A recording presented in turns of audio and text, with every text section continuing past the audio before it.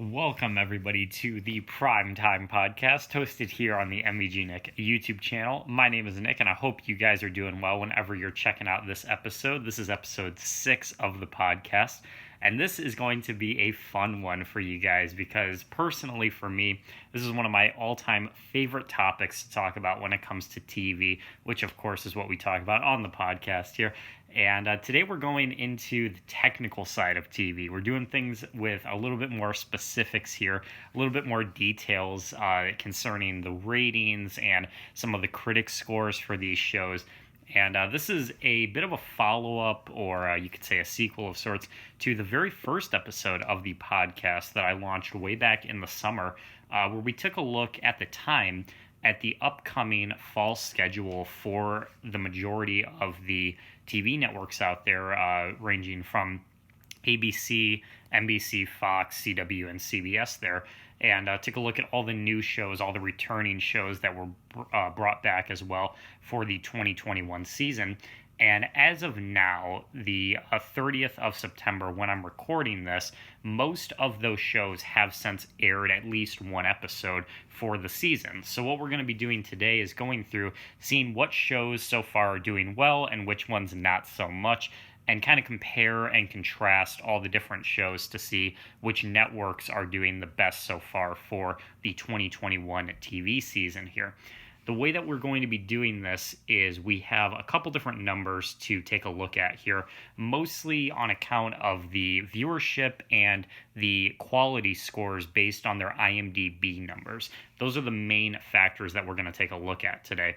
The IMDb numbers are of the fan reaction, of course, so different fans watching these shows and giving their opinions online there, how much they enjoy the episodes. And then, of course, the viewership, the millions of people watching, which is the more important stat of the two, of course. Always want to make sure that you get good quality numbers there for the networks. That's obviously what their end game is when it comes to TV. The main thing that I want to focus on here as we go through, of course, is just seeing in the future, what these scores kind of represent now, what these numbers represent, and how that'll translate throughout the season. So if it's kind of, on the lower end right now at the beginning, what can they do to improve going forward? Or if it's, starting off really strong, what can they do to maintain it, right? And we're going to talk about all that as we go through here. I'm going to be using the source Spoiler TV. This is a really popular website when it comes to looking at different ratings and different, stats when it comes to TV. They have all sorts of different shows that you can look at, and they organize it very well. All different kinds of numbers and different stats, like I said, that you can go through here. And have all the tabs already open as we go through day to day here. For this upcoming, or for this now fall season here on the website. They organize it in this chart you can see here, so they have it nicely presented and formatted, so it'll be very easy to see what we want to talk about here. I want you to focus mostly on this middle chart here where it says finals. That's the main sort of stat that we're going to be using for this podcast here. We might talk about the preliminaries, the kind of predictions that they have for some of these as well, and then maybe the adjustments, which is the change from where they were predicting the show to be at. If it's really, really big or really, really small, we can talk about that as well there. But the majority of our discussion is going to take form for these finals here, the numbers under there. You can see all the different shows, and we're mostly going to be talking about the ones in green there, which were the premieres. Of course, that's what we're going to be discussing here, all the season and series premieres for 2021. Now, I do want to preference that not every show has aired, specifically the ones on CW. The CW has not aired a single show yet for this season, and all of the weekend shows, so like the Friday and Saturday days as well, nothing on those has aired. That's new, at least. So there are a good handful of stuff that has not aired yet that maybe in the future we can come back to in another episode once they have. But for now, we have a good majority of the shows on the following days. We have Sunday, we have ABC and Fox. We have pretty much everything on Monday and Wednesday for all of the networks aside from CW. Tuesday, the only one we're missing is ABC. We're going to talk about why that is a little bit later. And then for Thursday, all we have as of right now is the Law and Order shows on NBC. But we will talk about, again, some of the predictions and some of the things that I think the other shows on the networks can do to kind of better themselves and kind of set themselves up for a strong start going forward here. So with all that said, I would love to hear what you guys think in the comments as we go through. If you saw any of these premieres, I would love to know what your thoughts were on some of these episodes. And what shows do you think overall are starting off the season strong, and which ones do you think are the biggest flops so far? So let's kick it off with Sunday here. This is of the 26th, so it was actually the last day, technically, of any of these new premieres there. But we're going to start it off because Sunday, of course, is the first day of the week there. You can see that some of these shows have already aired their season premieres, such as Sunday Night Football on NBC, which is the big score there. You can see over 19 million viewers, which is massive for them. But we're not going to be really focusing on those because, again, we just want the premieres there. So for Sunday here, let's start off with ABC shows here. At 8 o'clock, they had Celebrity Wheel of Fortune, you remember, which got 3.93 million viewers, so just under 4 million there. That's honestly not too bad, I would say. That's a pretty good score for them overall. I had my doubts on ABC going into that first video when we talked about the upcoming schedules and how they could kind of hold themselves against stuff like football, which of course is going to be the big draw for many people when it comes to the fall there. But they actually held up pretty well there. About 4 million people tuning in for Celebrity Wheel of Fortune. Unfortunately, it does not have an IMDb score, so we can't really look at quality, which is kind of silly to think for a game show in that sense, because, you know, Wheel of Fortune is one of those shows that once you've seen an episode, you kind of seen them all. You kind of get the routine down once you kind of know what the episodes are, but you can see quality-wise on there, it's about a 7 for the overall score, so you can kind of attest that, you know, it's in that average range. It's not, you know, the best show on TV, it's not the worst by any means, just kind of in that average for more of a casual viewer watching a show like Wheel of Fortune there. Really the only difference per episode would be the celebrities they have, of course, but starting off the season pretty strong there with, like I said, about 4 million. Let's jump to Supermarket Sweep here. That was the next game show on the lineup at 9 o'clock. That one down to 2.6 million, so a big drop-off. Well over 1 million people tuning out for Supermarket Sweep. And you can see here on the right that the IMDb score for that particular episode, only 5.2. So definitely one of the weaker premieres for this year here. Supermarket Sweep, I think in general, probably the main reason why not as many people checking it out is just because it doesn't have the same name recognition as something like Wheel of Fortune or pretty much any of the other game shows that ABC has on their lineup, something like Family Feud or Pyramid or something like that, that's a little bit more, you know, well-known and just kind of a more famous show overall compared to Supermarket Sweep, which is a bit more obscure from the 90s there. So the revival that they started last year didn't really get as much kind of hype as some of their other shows in comparison, and that's why we see here a bit of a lower score. But still, for a game show, and again, competing against the big ticket shows like the football and stuff like that, honestly not too bad there. About on par with where the Tony Awards were, surprisingly, which also aired that night on CBS there. So about on par, you can see there the ratings there about the same. So pretty interesting stats you can see there for ABC. And then finally, rounding out the night, we have the Rookies season premiere, which got 3.03 million. Definitely down from last year as well. That's the other thing that I wanted to mention is if some of these shows are doing better or worse than they were last year, and I feel like it's worth bringing up, I will mention that. The game shows, again, not really the most important in the world, so didn't really feel like it was worth bringing up. But for the Rookie, that's definitely more of a, you know, bigger drama type show, action type show. So definitely a little bit more concerning that one is down from last season's premiere there. and about on par with where Supermarket Sweep was in terms of the amount of viewers. Within that, like 500,000 or so range is about, pretty similar overall for when it comes to TV there. But definitely much, much lower than Wheel of Fortune, which is surprising to lead off the night there. So overall, ABC here not doing the worst when it comes to Sunday. Definitely could be stronger. But again, these types of shows, these game shows, they're pretty cheap to make. They're pretty easy to produce. They're not really going to be the most elaborate productions by any means. So these types of numbers are definitely adequate for the style of show that they're going for. Rookie, by the way, as well, 7.7 on IMDb. So a pretty strong fan reaction to the season 4 premiere there as well, which is a good sign for it as well there. Let's move on to Fox here and see by comparison how well they did on Sunday. Starting off with The Simpsons here. Fox is in an interesting position on Sunday because they do football during the day usually.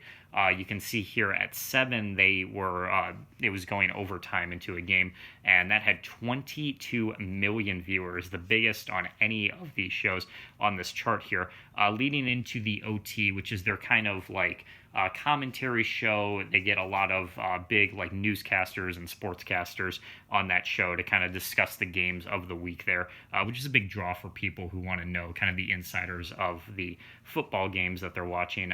So 10 million viewers for that. So a pretty nice lead-in for The Simpsons there to round out the Fox block, but unfortunately was not able to really capitalize on it, only getting 3.47 million viewers.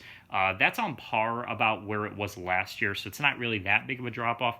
But when you really look at it and when you really like kind of take it all in, that's actually a pretty good score for where The Simpsons should be nowadays, because when you think about the fact that it's been on for 3 decades and this is a show with a ton of legacy, a ton of clout and hype surrounding it for years and years now, that 3 million is a pretty good score by comparison there, just considering the fact that it's been on for so long and a lot of people are still tuning into it all this time later, which is very impressive considering that quality-wise it has been going downhill for the last few years, but it has that loyal fan base, right? It has that built-in loyal fan base that's going to come back to it week after week and that are going to enjoy it all the same there. So 3.4 million, definitely a pretty good start there for The Simpsons this year. Unfortunately, though, quality-wise, like I just mentioned, definitely down from where they were last season here. 4.7 on IMDb, definitely one of the lowest premieres for the entire season thus far, which is obviously not a good start here. And unfortunately, because of that, my theory is that the quality definitely affected the remainder of the Fox shows on Sunday there, because you see here The Great North, which was the show immediately after, also the newest of these shows, definitely does not have the same sort of legacy or hype. Unfortunately, only dropping to 1.84 million, so well below 2 million there for a season premiere. Definitely not a good sign for The Great North there, unfortunately. Sort of rebounding a little bit from The Simpsons' kind of devastating quality-wise. 6.1 on IMDb, so a little bit stronger than where The Simpsons was, but obviously not the biggest that Fox was hoping for their lineup of cartoon sitcoms there. Following that, we have Bob's Burgers here at 9. That got 1.6 million. That's, again, down from last year, unfortunately, for the season premiere as well. But the strongest of all of the shows, IMDb-wise, with a 7.9. So definitely the top tier in terms of the Sunday premieres, just in general, across all the networks there. So good on Bob's Burgers for that. And then Family Guy rounding out the night at 9:30 there. 1.56 million, so again down from where they were last year, unfortunately. And IMDb just kind of throwing this one kind of in the middle, very average at 6.8. Many of you guys would know that my brother Matt is a big fan of these shows and was obviously very excited for all the season premieres naturally, and I asked him later what he thought of all these episodes, and he agreed that most of them were just kind of okay. Not the best, not the worst. Simpsons definitely could have been a much stronger opener for the season there. You see that 4.7. That's definitely going to hurt Fox in the long run going forward for their Sunday night shows, but all the other ones doing a good job at kind of setting themselves up for a strong season there. Definitely Bob's Burgers, you can tell they're quality-wise the fan favorite of the bunch. But these numbers, unfortunately, like I said, for the majority of these have gone down from the previous season. And that is a trend that we will talk about throughout this episode, not just on Fox, not just on, Sunday specifically, but for these types of shows, right? For sitcoms in general, numbers regarding their viewership have been on the decline for quite some time now. And unfortunately, it's just kind of the genre as a whole that is kind of getting the brink of the declines there. So Fox just being one of the many networks facing that reality, unfortunately. And quality-wise, again, that can be attributed to kind of leading into some of the declines as well, that these shows have been on for years and years and years, and they have struggled to maintain that consistent quality throughout time there, unfortunately. And that's one of the major reasons why a lot of these shows are struggling now to keep up with some of the, bigger, kind of shows on the same night there, such as stuff on ABC by comparison there, you can see. So all of that being said, where do I think Sunday night will go from here, given these premiere numbers? The main concern that I would have, at least for Fox going forward, is if they are able to hold on once CBS comes into play, because CBS has not aired any of their new shows on Sunday yet, and that includes stuff like The Equalizer and NCIS LA, which were like big action shows, big police procedural type shows as well, going up against shows like The Rookie as well, with their show SEAL Team at 10 o'clock, going to go competitive for that time slot as well. That's going to be a tough time for ABC or Fox to compete with those, just because those have a much more broad and kind of universal audience than some of these more obscure game shows or these kind of niche cartoons, and prime time there. And then, of course, football as well is going to be a big competitor on Sunday. So, unfortunately, not the best start for either one of these, but like I said, I think in their own, way, at least for ABC, I would argue that the game shows are, like I said, cheaper to produce, easier to produce. So these are a little bit more justified numbers for them. Fox, on the other hand, definitely taking a bit of an L for Sunday, unfortunately. Even though these shows do have, again, the legacy and the hype surrounding them, they just weren't able to capitalize off of that as well this year as they have in years past. And I think kind of setting themselves up for kind of a disappointing start to the season. All right, as we move on here, let's talk about Monday night on the 20th of September. That was the first official day that any of these shows premiered. So the opening shows at 8 o'clock here, you can see The Voice, Dancing with the Stars, 911, and The Neighborhood were the big kind of lead-ins for all of the main networks there as their series premieres for this season here. So let's start with ABC once again, where we find Dancing with the Stars down rather from last year, 5.46 million. You can see the kind of predictions, the preliminaries actually had it a little bit higher than that at 5.7, but in reality down a little bit lower than where they were predicting it.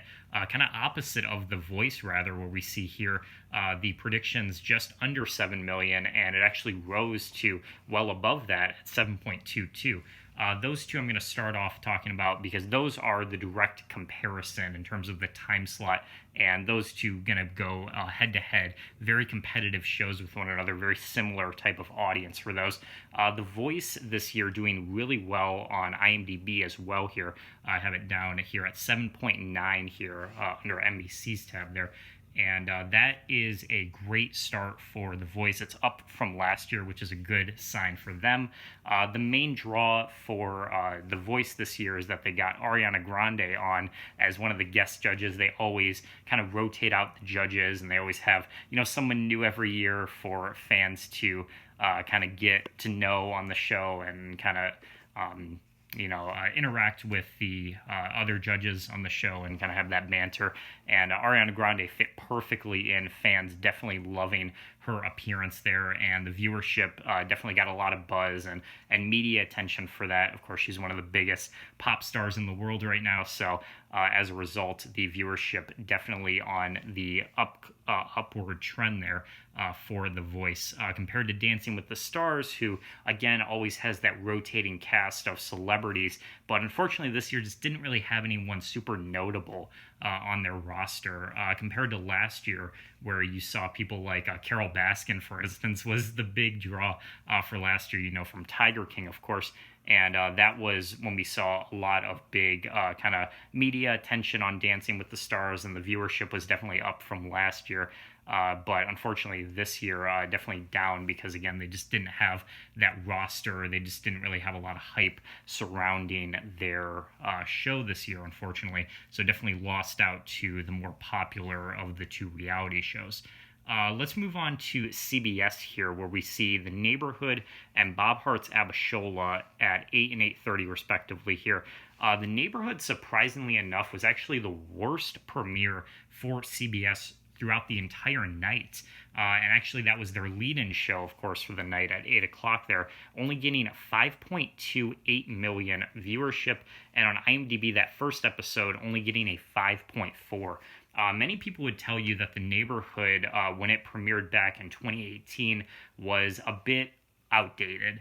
It had the laugh track, it had the multicam setup, featured actors from other TV sitcoms that weren't really that popular to begin with, right? People like Beth Bears, for instance, from Two Broke Girls, another show that a lot of people would make an argument that just is not that good.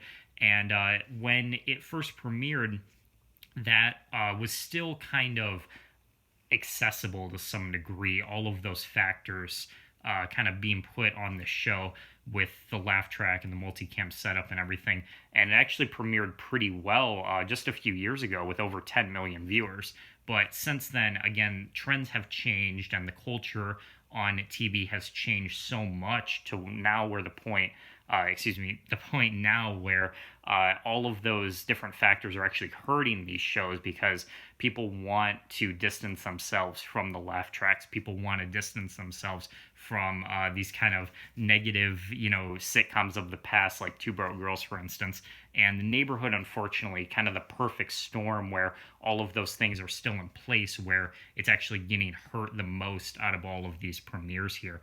You can see definitely on the lower end of the spectrum there in terms of its viewership. So unfortunately for CBS, not the strongest start of the night, but Bob Hart's Abishola actually increasing a little bit stronger there, 5.43 compared to The Neighborhood's 5.2 there. And on IMDb, that first episode getting an 8.0, so definitely a much stronger fan reaction there by comparison.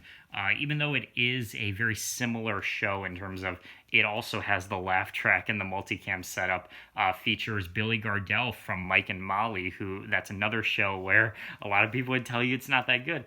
But for whatever reason, people connecting much more with Bob Hart's Abishola than The Neighborhood by comparison there, which I thought was pretty interesting.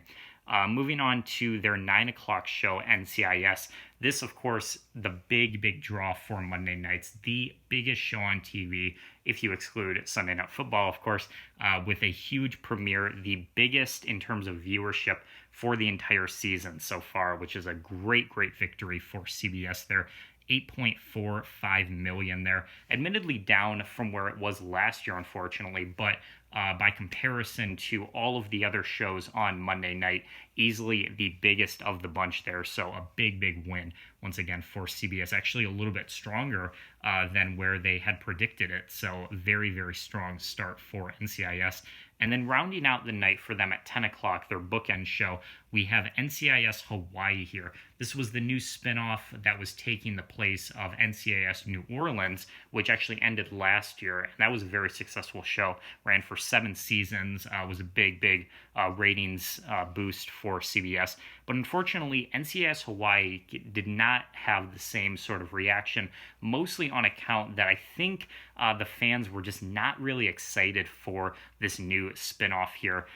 The ratings definitely a little bit further down from where NCIS premiered at, about a 2 million viewer drop off, which is obviously not good sustainability factor when it comes to these shows. I thought that putting it right behind, NCIS was a great move on their part, but unfortunately, audiences did not feel the same way, premiering with 6.58. Not the strongest start, of course, definitely could be a little bit bigger. For the entire night, though, actually one of the bigger shows to premiere in the top three, next to NCIS and The Voice there. But for just on principle, it being a spinoff to the biggest show on TV, it having a lot of media hype, definitely should have been a bigger number there next to its name.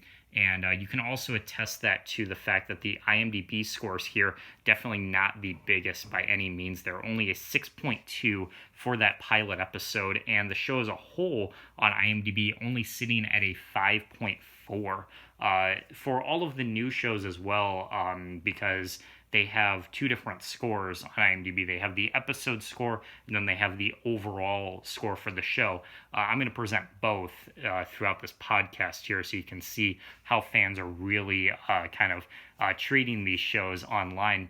And this one is definitely one of the bigger critical duds this year for CBS. Should have definitely been bigger because you can see here the NCIS IMDb score for that first episode of the season was an 8.5. So it definitely made fans happy there. But Hawaii just was not able to sustain the viewership, unfortunately. With that in mind, let's jump to Fox here. Their 8 o'clock premiere was 911. This was a show that me and Steph were very, very excited for. I actually, unfortunately, missed this episode because I had to work, unfortunately, that night. But she got to watch it, and she said it was one of the best premieres for the entire season so far, which is awesome. 5.07 for its viewership there. Definitely could have been stronger, a little bit down from where it was last year. But again, on par with Dancing and The Neighborhood there. So as far as competition goes for this 8 o'clock slot, none of these networks really doing anything too bad, all getting pretty solid viewership there. The Voice, though, definitely the biggest of the bunch there, definitely eclipsing all the other shows. But on IMDb, you can see here, again, 8.5 for the pilot, or not the pilot episode, the season premiere, rather, for 911 there, and that is a great start to the show. That's actually up a little bit further from where it was the season premiere the season prior there, so that's good for 911. But unfortunately, their follow-up here, The Big Leap, definitely should have been a bigger show. This was a super heavily marketed, heavily advertised show for Fox, easily one of their biggest news shows, along with that sort of historical soap opera called Our Kind of People, which we'll talk about a little bit later. But this was that musical drama that had a really promising kind of setup to it. Musical dramas often kind of hit or miss with audiences, but usually big with critics, which is what we saw here. On IMDb, an 8.3 for that overall first episode, only sitting at a 6.4 overall for the show, but again, you can attest that to it being so new. The episode is really what matters here, and that's an 8.3, which is a strong start. But viewership-wise, coming off of Fox's biggest drama with 911, should have easily had a lot of carryover, and it just did not this year, with a 1.47 million viewers there. That unequivocally is the worst premiere for any new show of the season so far. Less than 1.5 million viewers is a terrible start for any of these new shows. Way further down than where they predicted it, under 2 million, which is also not good, but nearly 500,000 viewers less than where the predictions were. And again, coming off of 911, I would have thought this was a massive hit for them. Should have been a massive hit considering the fact that it was critically acclaimed there. The fans really loving it as well. Outside of just IMDb, if you look on like Rotten Tomatoes, for instance, this is sitting at 100%, on Rotten Tomatoes. So many people who watch this show absolutely love it, but just a very small number of people doing so, unfortunately. So as much as I hate to say it, it looks like The Big Leap, definitely one of the major flops for this new season, probably very likely to get canceled after just a single season here come spring, because that viewership is just not going to be sustainable. And then the last show that we have to talk about here for Monday is another new show, this one for NBC following The Voice, and that was Ordinary Joe here at 10 o'clock. This was another one for NBC comparably. That was another huge marketing show. They really tried to push this one out, tons of ad spots. They got some big name cosigns on this one. I saw a lot of ads on on YouTube and all sorts of places, not just on NBC. So they were really confident in this one. They had a really good kind of trailer for it. I saw that was getting a lot of attention online, and it looked pretty promising. The kind of format and the setup for this show looks like it could be a really good kind of intimate, intense drama show, which is what NBC always does well there. But unfortunately, audiences just not really connecting with this one either. 3.85 million for a brand new show, coming off of The Voice again with over 7 million. That huge decline, unfortunately, just not doing NBC any favors there. We're going to talk about as well when we look at the second week for Monday in just a second here. You can see that definitely highlighting it more as there was a big drop off into week 2. But as of the first episode there, the IMDb rating 7.4, which is definitely not the best, but it could be a little stronger, but not, the worst that we've seen by comparison. Not like The Simpsons or anything there. But unfortunately, the main problem that I've heard with this show, because I have not watched it for myself, but from everything that I've read from people that were really excited about it, the main factor that makes it so disappointing is the fact that it only really focuses on one person, on one character, this guy named Joe. And you look at most of the big dramas on TV, just on Monday, for instance, you have 911, you have NCIS, you have NCIS Hawaii. Outside of this, you have like the Chicago shows, you have the Law and Order shows, you have all those different, big ensemble casts, right? Big groups of characters that people can connect with, people can relate to, people can grow with, and you love to see the banter, the chemistry between all the actors on the show. But this is the opposite, where really you only grow and connect with this one character named Joe, and unfortunately that just isn't enough for audiences these days. Of course, there's other characters on the show, but from everything that I've heard from the first 2 episodes that have premiered, they're not really getting as much screen time, they're not really getting as much development, they don't really have any fleshed out character traits. And this main, lead that they have on the show is not the most charismatic. He's not the most likable in the world. He just is kind of flat, just kind of boring, as a lead character. And that's okay in some cases to have a straight banana or, a straight character to play as the lead, but you got to back it up with more energetic, more charismatic people in the supporting cast. And this show just does not do that. So that's one of the main complaints that I've heard from people on the show. The other being just in general that it's too gimmicky, it's too, cheesy, it's soft in some way. Obviously there is going to be an audience for that to some degree, but kind of the universal appeal of most dramas is that it's just a fun, kind of let loose, action kind of show that you can just turn your brain off to, right? Those are the big dramas that usually do well nowadays. This one a lot more serious, a lot more kind of depressing at times, that you really have to, pay attention and think about, which is just not really appealing to most people when they just want to, come home, relax, and just watch some fun TV. This is not really a show that they're going to tune into to just forget about their day.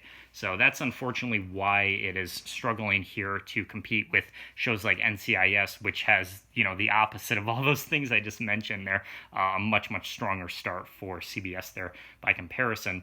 Now, there's one other show that you might have seen here on the right side that we have not yet talked about, and that is The Good Doctor here.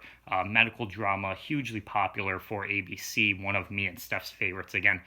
That show did not actually air till the 27th, which was the week after. The week after there. Not really sure why that is for whatever reason, if they were delaying it for Dancing with the Stars premiere, if they were delaying it because they wanted to see how maybe NBC and CBS's new shows were going to do in that same time slot. Not really sure as to why they ended up delaying it like that. But for whatever reason, they decided to. And I think because of that decision, it actually hurt the overall impact of the Good Doctor's ratings here. So let's talk about it. Again, at 10 o'clock here compared to NCIS Hawaii and Ordinary Joe, kind of the middle of the pack here in terms of its overall numbers, you can see. But premiering with a 3.99 million, so just below 4 million, just barely under 4 million there. But a pretty big decline compared to where people had predicted it here at 4.58. You can see well over 500,000 people under where they had predicted it. And as a result, kind of, in the middle of the pack there in terms of its overall placement.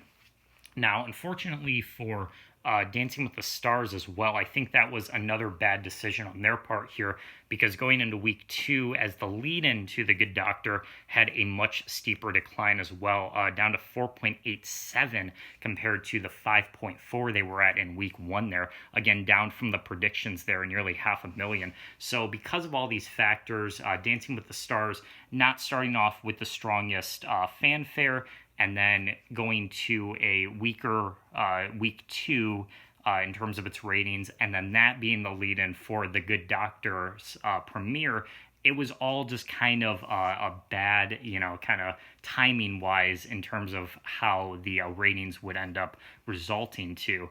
And because of that, unfortunately, The Good Doctor down from last year. IMDb score just kind of stagnant, 8.0, which is not the worst by any means. Could be a stronger episode, at least to me and Steph. We were not really feeling this one ultimately. But I think the other thing, too, is that this time slot here at 10 o'clock is going to be a really crowded, really competitive time on Mondays here. And these other two shows had a 1 week kind of, head start to kind of establish themselves and find an audience right from the get-go. The Good Doctor kind of struggling to keep up with that in some way. So as you can see here, NCIS Hawaii definitely taking the first place there for the 10 o'clock slot on Mondays there, down again from its premiere though, 5.5 million as opposed to 6.5. And then Ordinary Joe, like I was saying, a big decline, down to 2.6 already for week 2, and the IMDb numbers kind of reflecting that as well. Hawaii still kind of in that 6 range, 6.7 for its second episode there. Not really doing much fanfare as well for the show overall. Again, 5.4 for the overall score, which is just disappointing compared to where NCIS was and all those other big CBS dramas. And then Ordinary Joe actually kind of recovering from its first episode, 8.5, but I think because of just how average and, again, just how kind of soft and cheesy that first episode was, a lot of people checking out before episode 2, and that's why you get this big decline the way you see it. You can compare some of the other shows here if you wish. The one that I want to talk about is actually 911 actually getting a really solid second week here, up to 5.4. It was the biggest increase from the first week there. As well, The Neighborhood also increasing to 5.4, so about on par with, again, all those other shows there. Dancing really was the one show that had the biggest decline from the first week. The Voice also a little bit down from week 1 as well, but definitely 911 picking itself back up, which is great. And the IMDb scores, again, 8.4, not dipping at all in quality, about the same where it was for the first episode of the season there. So that's a big win for Fox on NBC, or excuse me, on Monday nights rather.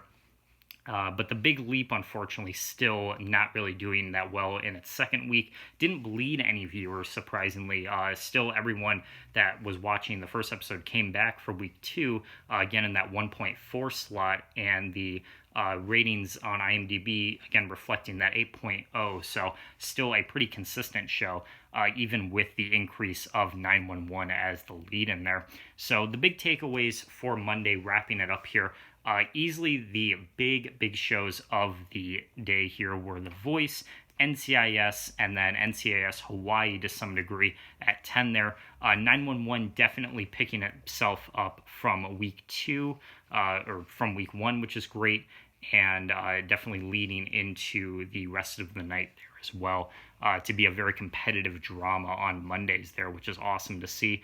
The Good Doctor, I think, definitely will depend how consistent it is, how sustainable it is into its second week as well.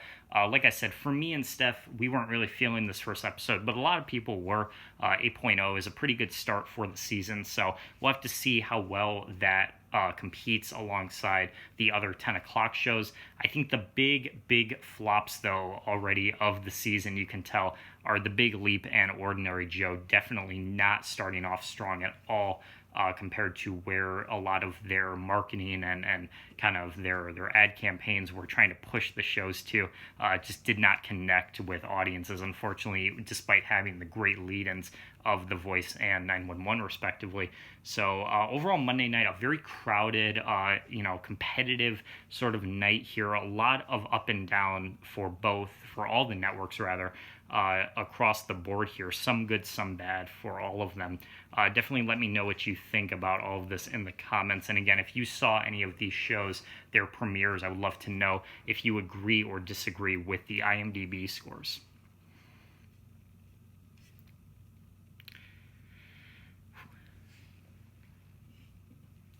Take a drink here.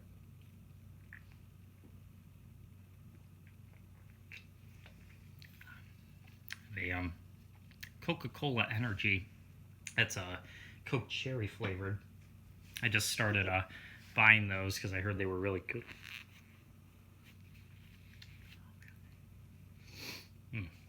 Excuse me. All right. Let's jump into Tuesday here. Now, when we talked about this in the first video, back when we just had the schedules just listed for us, I definitely had predicted that CBS was going to take this one with the FBI shows, definitely. FBI, one of the biggest franchises, series on TV now, and easily one of the most popular when it comes to CBS's lineup with, again, all of their police procedural shows and all their big action dramas. These were definitely one of the standouts from the last few years there, and they definitely hold true with this premiere date here on the 21st. This is now for Tuesday.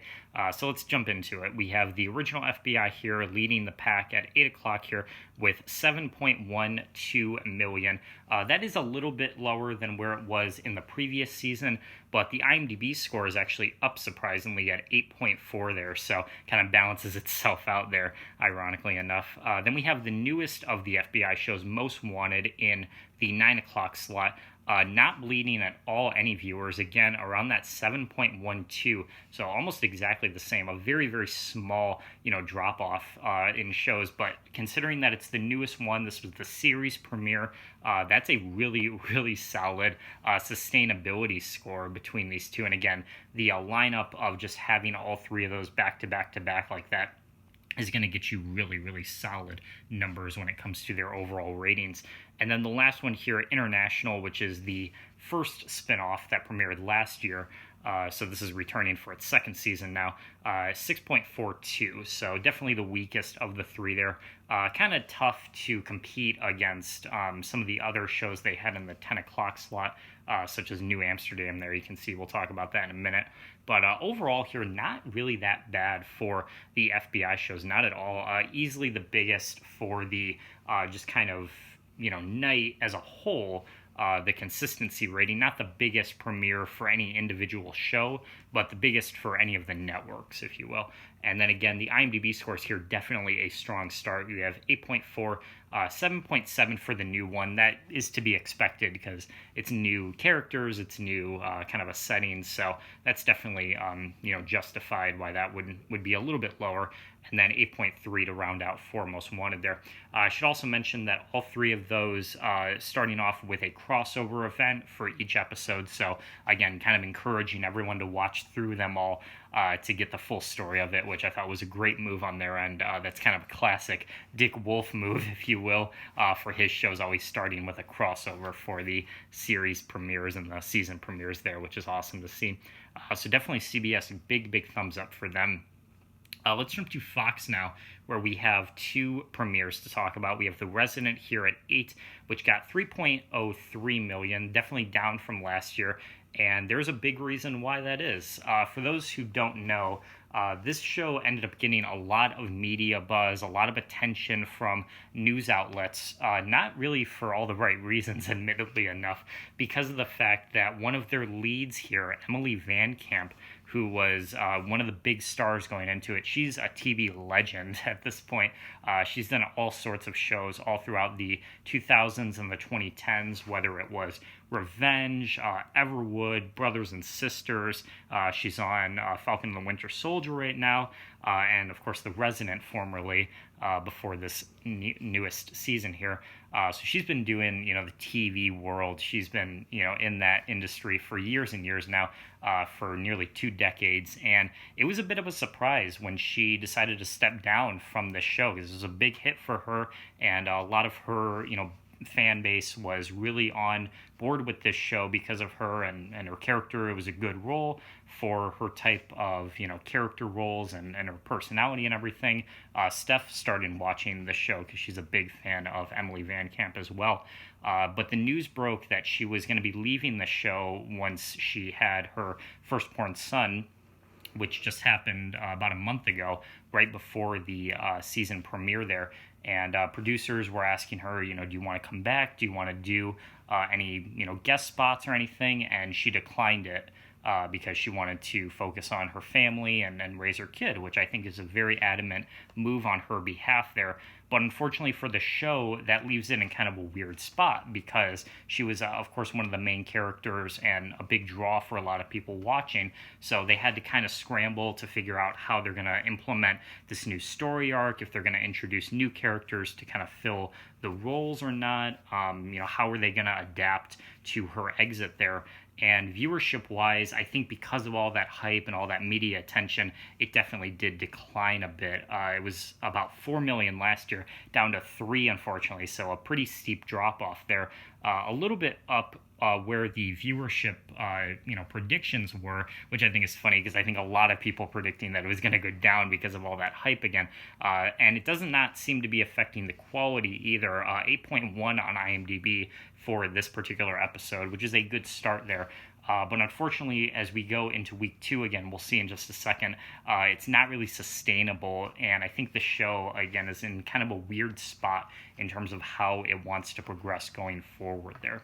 But unfortunately for the show following it, it was definitely not able to capitalize on its lead-in here as we talk about our kind of people. I mentioned earlier this was that kind of historical drama, soap opera type thing that we saw last time around, focusing on this lady who was trying to uncover her family secrets, right? It was kind of a vague explanation. We didn't really know a lot about the show. There wasn't really any star power behind it. And Fox did not really try to advertise this one as much as they did The Big Leap, which I think was their more anticipated new show of all the series premieres that they were going to have in the fall. This one only, showing a little bit, little teasers here and there, only a few weeks before the premiere was, so definitely did not have the same sort of marketing. And as a result, unfortunately, definitely having, again, one of the worst premieres for the entire season thus far. 1.64 million there. Again, only about 1.5, in that sort of range there, unfortunately. And that is, again, not sustainable whatsoever, especially for these big, long, drawn-out drama shows that they have. One definitely factor that you can apply to this one in particular, unlike The Big Leap, is the quality. 6.5 for this new episode for the pilot there on IMDb, and the show as a whole only sitting at 4.5. Again, other outlets outside of IMDb, such as Rotten Tomatoes or Metacritic, all have this pretty low as well, with tons of negative reviews. So this is just a classic example of marketing, regardless of that. Make your show good. Quality is always going to win out in the end. And if you don't have the right quality behind the show and you don't have the right reviews going into it, it's hard to market that, it's hard to sustain it, and as a result, you get numbers like this. Fox definitely having, I think, one of the rockiest starts overall for any of the main networks we can see. as both of their new shows definitely starting out as pretty big flops for them, unfortunately. So again, it's going to be hard going forward, depending on what they want to do, especially with The Resident. But this show kind of looks like it's pretty much DOA coming into it, because again, those critical reviews just really tanking it as far as any potential or kind of hype that it would have had otherwise. As we finish out here on Tuesday, let's talk about NBC here. Now, The Voice, technically, this is not a premiere. This was just the second episode of the show, or the season, rather. After the Monday premiere, they had the Tuesday two-day kind of premiere, as they do usually with The Voice. But this is actually the best performing episode of the show in terms of its ratings here, 7.35 million, so a little bit up from that 7.22 we saw earlier. Again, up from the predictions there, just below 7, so definitely doing much better than a lot of people were expecting this year, which is cool. And again, around that 7.9 for the IMDb rating as well there, so pretty sustainable in terms of its consistency. But the bigger story to talk about with NBC is the season premiere of New Amsterdam. They're another medical drama, very popular show as well. This is actually one of my mom's favorites. And this is the kind of show that, again, looking at these numbers, 3.72 might not be the most interesting, right? Might not be the most exciting, viewership you've ever seen. A little bit down from last year. But this is the kind of show that has that built-in fan base, has that built-in audience to it. This is its fourth season, so it's pretty, established show in terms of its clout, its hype, all that stuff, and its time slot. It's held this Tuesday at 10 o'clock for its entire run there. So this show isn't going anywhere, right? I can promise you that this show is not going anywhere. Even if it gets beat out by the competition, even if there's some newer shows that kind of take the spotlight away. This is the kind of show that NBC can just let do its thing, and they don't have to worry about it all that much. Comparably to a show like like Ordinary Joe, rather, that was about the same sort of viewership during the same premiere that it had. If we go back there.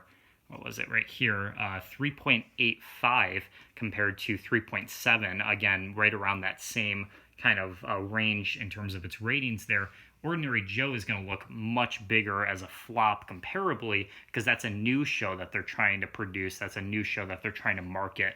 And as a result, they expect much, much bigger kind of returns on there compared to New Amsterdam. So even though this might look like kind of mediocre and might look a little bit, below average from where we've seen in previous seasons, I would not worry about the show whatsoever. So any fans out there concerned, I would not worry about it.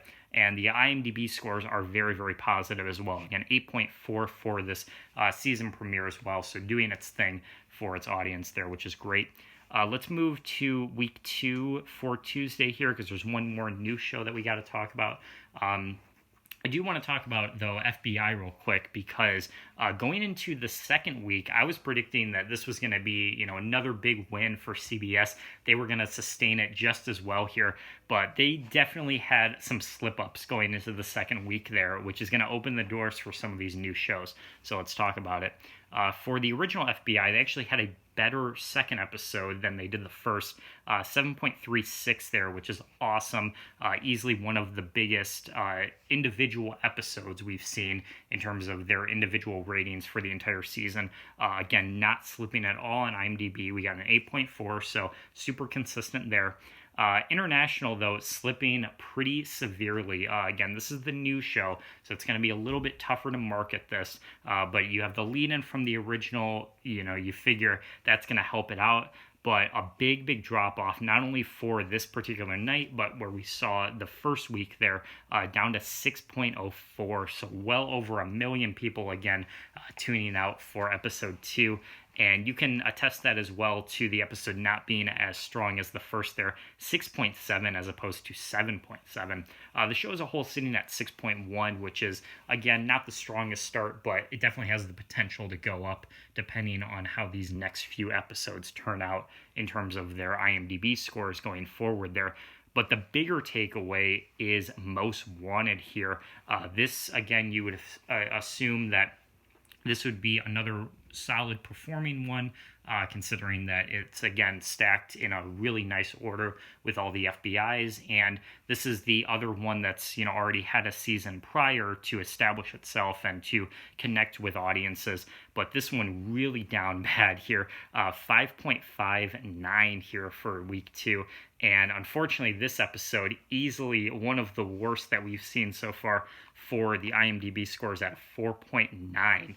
So definitely one of the tougher ones to come back from, I think, and definitely going to be a tough sell going into week 3 there, which I think is going to open the door definitely for some of the other 10 o'clock shows, specifically New Amsterdam, I think has a good shot here if the series keeps on going in this downward spiral, unfortunately.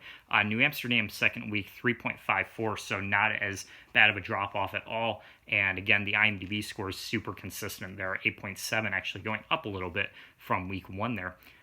Let's talk about Fox real quick. The Resident, you can see here slipping below that 3 million mark. Not super severely, but definitely on the downward spiral again. This is the first time for not only this year, but I think the show as a whole, that it's ever been below 3 million viewers for an episode.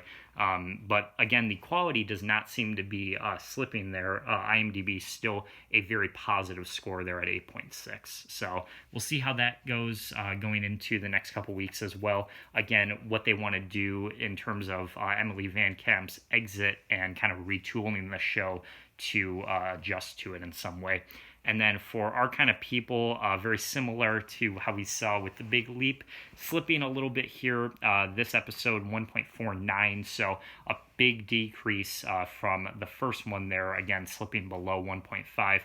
This episode doing a little bit better critically at 7.1, but not enough to really save it from some of the other shows in the time slot, specifically NBC's new show, which is the last new premiere we have to talk about here for Tuesday, which is La Brea.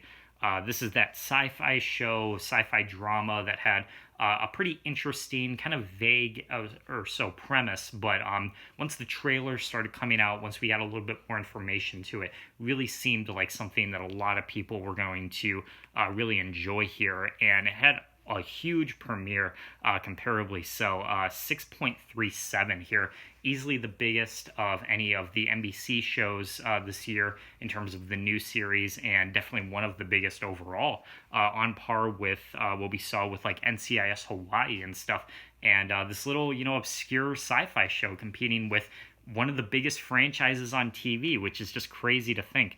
So easily the biggest in terms of the 9 o'clock slot, easily destroying, our kind of people, not even close, and even overtaking FBI in terms of its slot too. So NBC really coming out of the woodwork with this show, and definitely surprising for a great series premiere there. The only thing kind of tripping it up a little bit was the IMDb rating, 6.9. The show as a whole only sitting at 5.1 for IMDb so far. Sci-fi fans are very, very picky. Sometimes you get a really, really big premiere with, critically acclaimed shows, and other times they're a massive flop. And NBC knows this all too well, unfortunately. Sci-fi is just one of those things that's very hard to nail nowadays for TV. But I think the audience that it's built up, and all the marketing and all the hype it's built up, will definitely help it going forward if it can sustain itself, even despite that IMDb rating there. So that's definitely something to look forward to in the future, to see how that progresses here. So overall, my thoughts on Tuesday, this is going to be a much more competitive day than I had anticipated, because again, like I figured the FBI shows were going to nail it. I figured that those were going to, run the course there in terms of the big viewership, but NBC is really challenging them. NBC really had pulled out all the stops for this, and they're really going in on their new premieres here on Tuesday, which I think is awesome. Once ABC enters the picture, I think they're set to premiere on the 19th of October, so that's going to be a little ways away, still a few weeks as of me recording this, but they're set to premiere with The Bachelorette between 8 and 10 for 2 hours, and then a new drama at 10 called Queens, which from what I can gather, looks like very similar to something like Empire or Star that were on Fox a couple years ago. Those were really popular kind of musical dramas, African American cast, definitely going for that demographic there. The show, from what I can gather, based on some kind of vague descriptions and trailers, looks like it's about four female rappers who split up years ago after being super successful in this hip hop collective, and they're getting their band back together and they're going to go on tour. So it has that kind of like musical drama feel to it. It could be a very, very interesting show. We don't really have much in terms of its critical ratings yet. We don't really have any scores yet to report on, but that could be a really big one depending on where it goes. It's going to be tough competing with the established shows already, like New Amsterdam and the FBI shows, but it could have a chance. FBI Most Wanted, of course, if it continues on that decline, if it still is getting these 4.9s on IMDb, it definitely could have a chance to overtake that in the future. So definitely an interesting one. There's a lot to discuss here, a lot to break down on Tuesday. Definitely am curious to hear your thoughts on this one.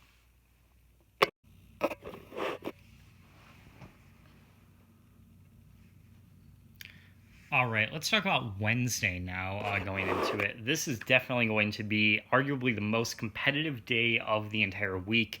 You can see a ton of new premieres that we can go over here. Definitely the most crowded day of the week with the just, quantity of shows that were premiered on the 22nd there, and lots of different talking points about how some of these shows are going to go on in the future, and some bigger discussions to be had about TV as a whole concerning some of these shows. And actually, one of them in particular being the direct inspiration for me making this episode of the podcast. And we'll talk about that, of course, in just a minute here. But let's start off with ABC here, because in the previous video, when we talked about the upcoming schedule, ABC, I was definitely very critical of them, almost cynical at times when talking about their lineup here, because in my opinion, this was easily one of the worst ABC Wednesday lineups they've had in a long, long time. Formerly, it was my favorite, kind of day and kind of schedule on TV, because it had just so many great, critically acclaimed and very popular at the same time great TV sitcoms, from Modern Family to Fresh Off the Boat, American Housewife, Suburgatory, Blackish. Like, they were just on top of the world, just hit after hit after hit. But in the years since then, I would say around the time when Modern Family ended back in 2020, that was really the last kind of hurrah that ABC Wednesday had. And now it just kind of feels very empty. It feels, misguided in some way. It doesn't really feel like they know where to take this former huge kind of block that they had of these sitcoms. They don't really know what to do, with the shows they have, unfortunately. And the setup that they did for this particular schedule was just not it. It was just not it at all. Just had a really, really funky kind of vibe to it, with the only real show that I thought that was even, in some way remotely competitive being the Goldbergs here. But even on the premiere day, you can see it came in last place here in terms of its viewership. So we'll start there, getting a 3.62 million for its rating here. That is about on par with where it was last year, so not terrible by any means. The IMDb score being pretty positive there, 8.6 out of 10, of course. So a pretty strong start to the season. But two main things that concern me about the Goldbergs going forward for the rest of the TV season. One being the fact that George Segal unfortunately passed away earlier this year, who played Pops on the show. He was a big, big part of not only the Goldbergs, but TV culture in general. He's just an absolute legend. Decades and decades and decades on TV, man. He's been working actively since like the 60s, so he definitely knew his way around a good TV show and had tons of successes before the Goldbergs, of course. But this is the one that obviously connected with a lot of people pops on the show, kind of being the wise old man, if you will, always giving advice to like Barry and Adam and having great chemistry with them, kind of being in some episodes the kind of center focus of it. He was just such a likable character, such a likable actor. But unfortunately, his final role on TV was this latest episode of The Goldbergs here, with the season premiere being kind of the tribute episode to him and his legacy there. And that is a very bittersweet moment because, on one hand, it's great to see his final role come through. Great for all of his fans and fans of the Goldbergs to see, his final acting, performance get played out, come to fruition, which is awesome for any just TV fan in general. But on the other hand, going forward now, it's going to be very tough to kind of retool the series in his with his passing there. Anytime a big TV star either quits the show or leaves the show or unfortunately does pass away, it's always tough on the production to kind of come through and kind of adjust to make the show work again without them. We were just talking about Emily Van Camp, of course, on The Resident. They seem to have done it with fans, and they seem to know, retooling how to do it for their sake. But there's plenty of examples out there from, Charlie Sheen on Two and a Half Men, Steve Carell on The Office, even someone like John Ritter, who passed away during the production of Eight Simple Rules as well. All of those shows, after their departure, completely, misguided in terms of the new direction they took the story. Not really sure how to kind of fill that void left by those actors after their exit there.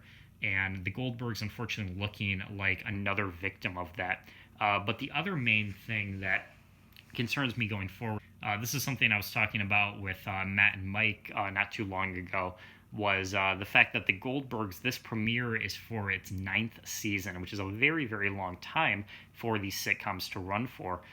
You look, again, historically at shows like Family Matters, King of Queens, Scrubs, How I Met Your Mother, Home Improvement, Blackish, all these shows that have run for, 8, 9, 10 seasons and eventually come to a close around that time, because for a sitcom, that's a very long time to, progress this story. There are some, exceptions to that, such as Modern Family, which ABC has done, of course, in the past. But for the most part, all of those shows that go on for longer, whether it's, The Big Bang Theory, Two and a Half Men, Modern Family, whatever, all tend to have, at some point, really significant decline in quality.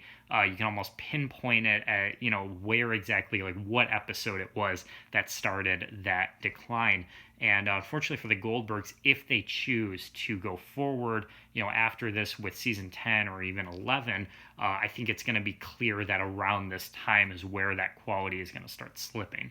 But again, that's all speculation going forward. It's impossible to know for sure, without it actually happening. So we'll just have to wait and see if ABC decides to renew it for season 10 come the spring. But as of now, this premiere, okay, at best, but tough to, kind of stabilize the rest of their schedule, considering that this show is really the only one that can do it, and it's kind of off to a rocky start given the circumstances surrounding its production there. With that in mind, let's move on to the Wonder Years here.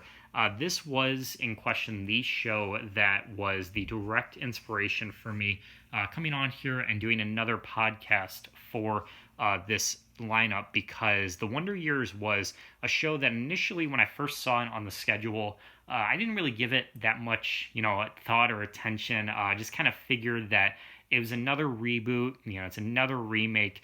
It's one of those shows that I think, there's going to be a small portion of people that are going to be really interested in it, but overall it's not going to be, the most exciting. There's not really going to be a lot to talk about.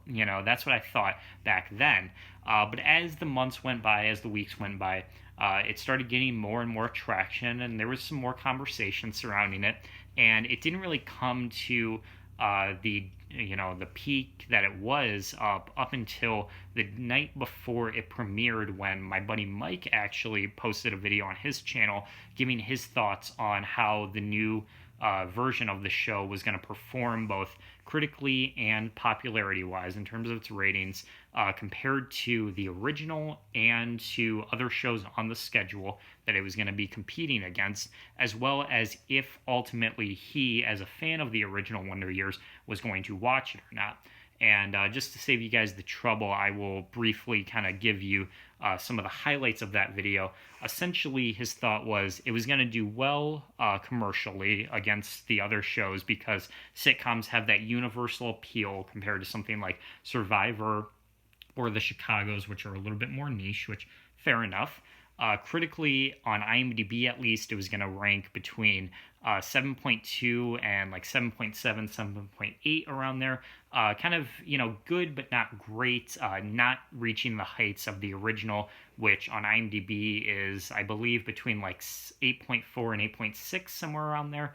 Could even be a little higher. I wouldn't be surprised of that. And as far as if he was going to watch it or not, his main kind of resource for TV being IMDb, he was going to let the audience decide that for him.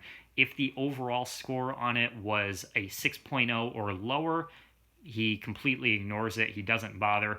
If it's at least 6.0 or above, he'll see in terms of what the overall kind of talking points are on the show and see what other people are saying and kind of decide at that point if it's worth watching. But he was not going to watch it, at least right now, because he's not finished with the original, which of course makes sense because you want to complete and you want to see all of what the original has to offer before you jump into the reboot, of course.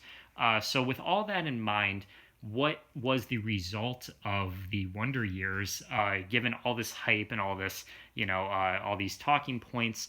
Well, as a result, it was a little bit underwhelming for ABC, unfortunately, only getting a 3.23, a big steep drop-off from where the Goldbergs was, and actually the show afterwards, the Connors, getting a better score at 3.50, meaning there was a good amount of people, whether intentionally or not, who came in for the Goldbergs, enjoyed it, and then watched something else for half an hour, actively clicked away from the Wonder Years, and then came back and watched the Connors and then enjoyed that. So just that, idea that there were people who were actively trying to avoid this show, right? That is just not a good sign for ABC there in terms of where they want this show to be going forward, because of course they put a lot of effort into this one. They brought back people like Fred Savage and some of the producers, some of the writers from the original to really make this as good as it could be. But the other main controversy surrounding it was, of course, the quality here. And let's talk about that for a minute on IMDb.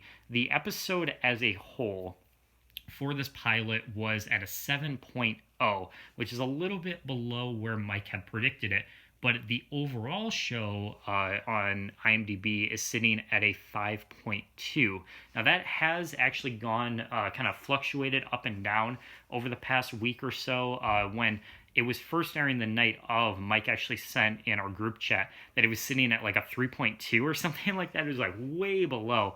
But since then it has, steadily risen up to around the 5, area, but that's still below where Mike's benchmark is. So as of right now, he's not even going to bother to watch it, which I can't blame him, because everything that I've heard about the Wonder Years going forward in terms of its quality from other sources is that it's a very, very polarizing show. And there's two main talking points as to why that would be. The first one is the fact that it's a reboot. And that alone is going to turn a lot of people off from it, whether or not the quality is actually sustainable or not. Just the fact that these, big network executives, the big network channels, would decide to spend more money and effort and production on retooling old shows and rehashing old ideas instead of putting it into something fresh and new year after year after year. People are sick of this. People want something new for a change. And ABC just not listening to these people after they're actively telling them, no, this is not what we want. We don't want a rehash of an old classic. We don't want these shows, butchered by these new ideas. We want something fresh and creative, out of you guys. and they just refuse to, adjust, and they just refuse to listen to what their fans want. And as a result, you get, numbers like this that ABC are like, why is it so low? Because we're actively telling you that this is not what we want. So ABC just being as stubborn as they are for it, and continually doing these reboots over the past few years like they've done. Another example being Roseanne / The Connors, which is the next show we're going to talk about. When that came out, that was another one that had a lot of controversy surrounding it, considering the fact that that's a really old show again that's just being rehashed as, a cash grab of sorts. And unfortunately, a lot of people, again, really actively despising that. If you look at The Connors on IMDb, it currently is sitting at a 5.3 out of 10. It's considered one of the worst shows in modern TV history.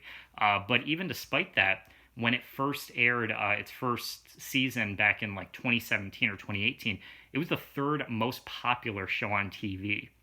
That is a sign that ABC knows how to market these shows. They're not dumb. They know how to put this in front of the right audience to make it viable, but they just refuse to do that with the Wonder Years comparably, which is, I think, just really interesting, That's a really kind of interesting thought to figure why they would do it for, Roseanne or The Connors, but not this show, by comparison.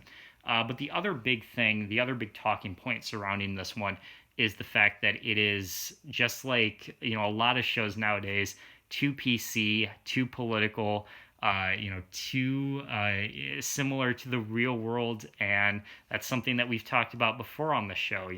We don't want to see politics being brought into TV nowadays. That's another thing that audiences are very vocal about. We're very, very adamant that that is not what we want to see at all.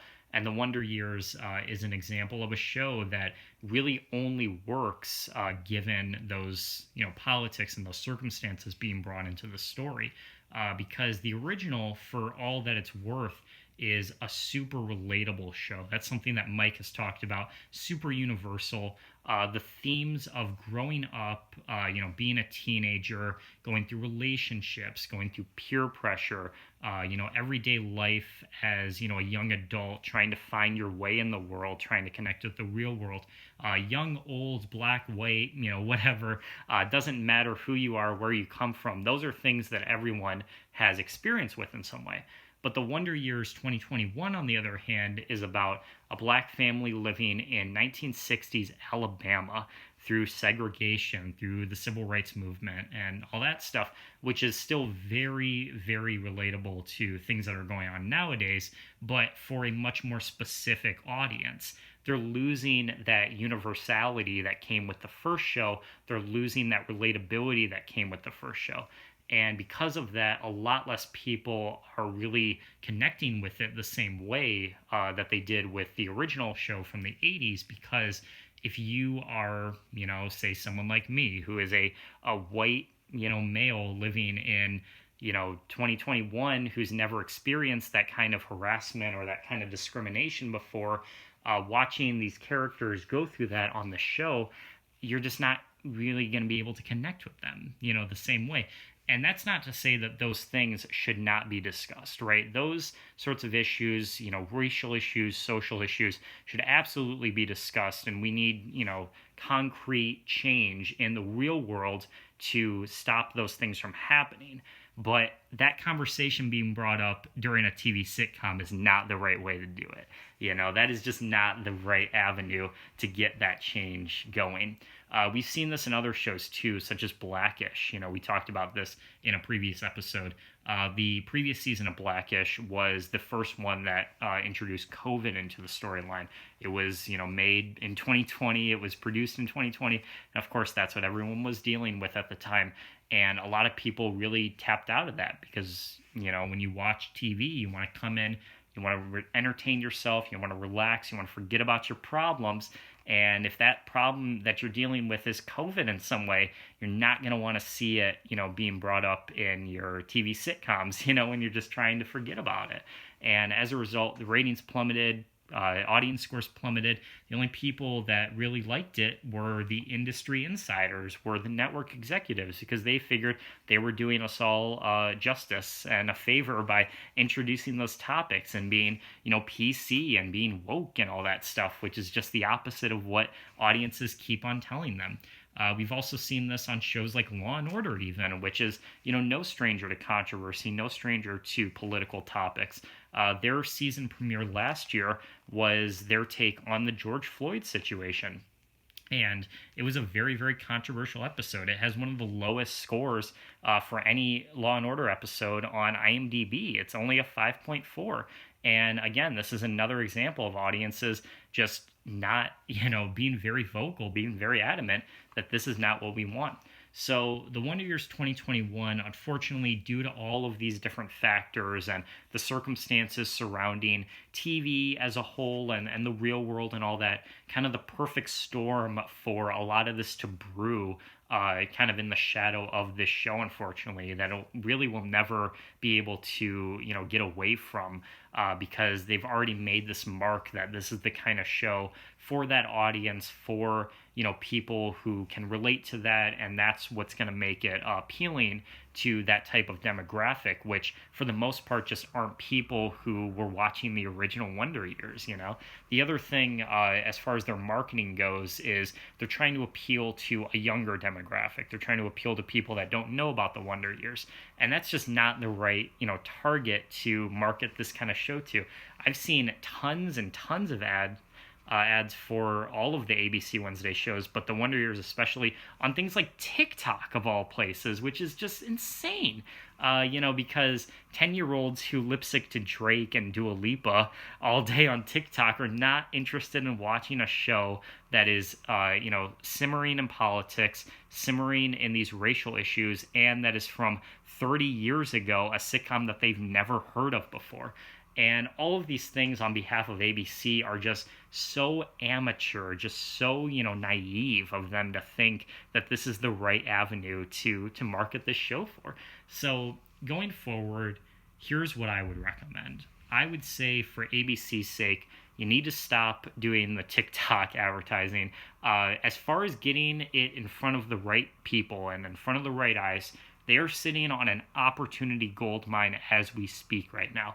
As of tonight, on the 30th, they are set to premiere the season premieres for Station 19, Grey's Anatomy, and Big Sky.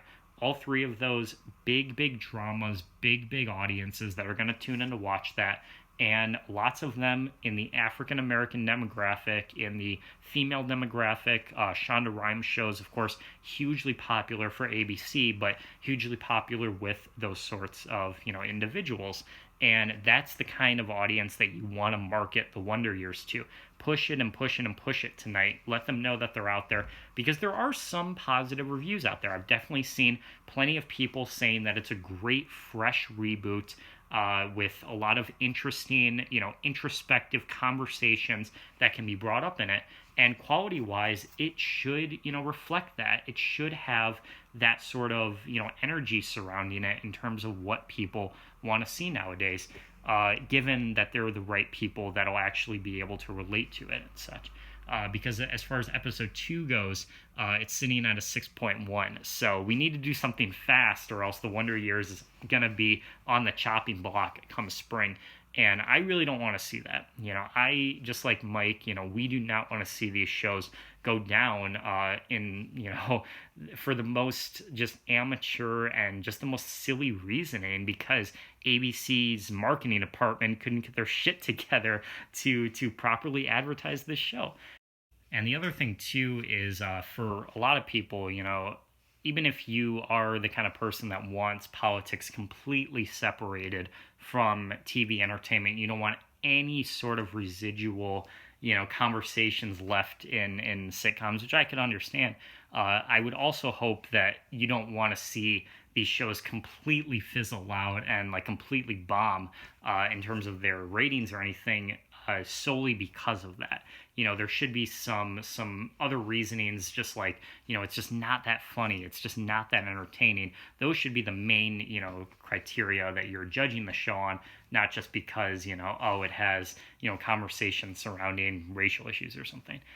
So that's, the other thing to consider is there's going to be a handful of people in the fan base that are going to be vocal, not necessarily for the right reasons, right? They're going to call the show out on things because they're upset, because they're bitter about it being, a rehash or something, or because, man, my childhood is ruined, and all that nonsense. And those are the kind of people that, they need to simmer down a little bit. They need to cool their jets.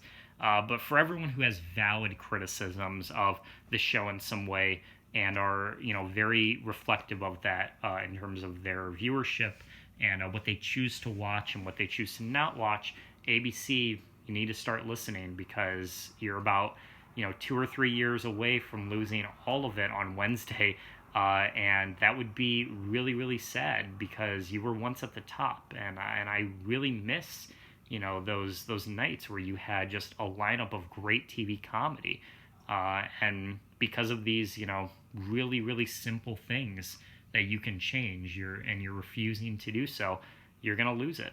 You're gonna lose it. All right, with that in mind, I know that was a lot to break down, so I appreciate you guys sticking with me here. But let's kind of rattle through the rest of the Wednesday lineup here. Let's talk about the Connors for a minute. We already mentioned that this was the second biggest premiere for ABC, 3.5 million there, which is great to see. You can see there that it says live instead of the P, and that it's in green.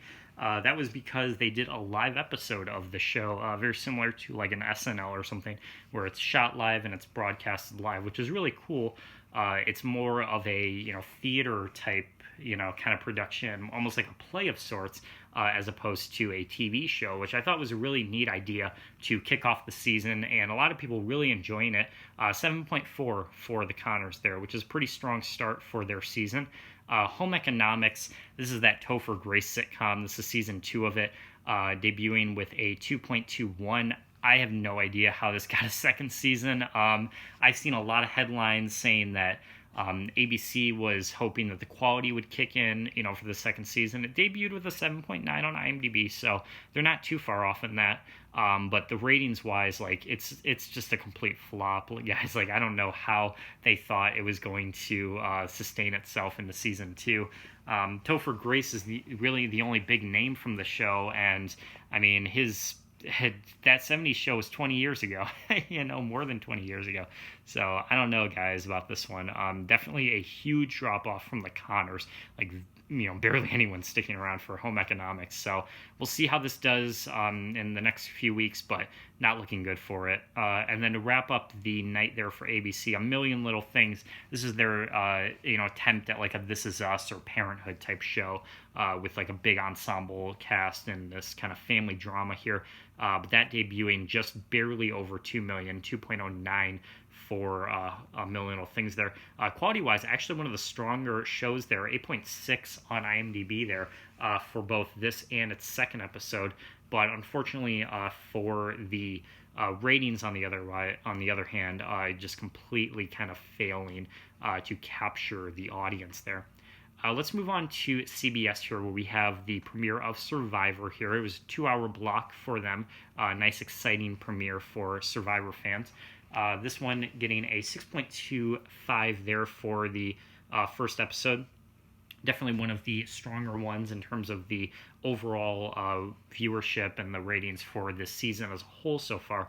But on the other hand, with the IMDb ratings, definitely one of the lowest. In fact, the lowest IMDb rating for any of the season premieres so far.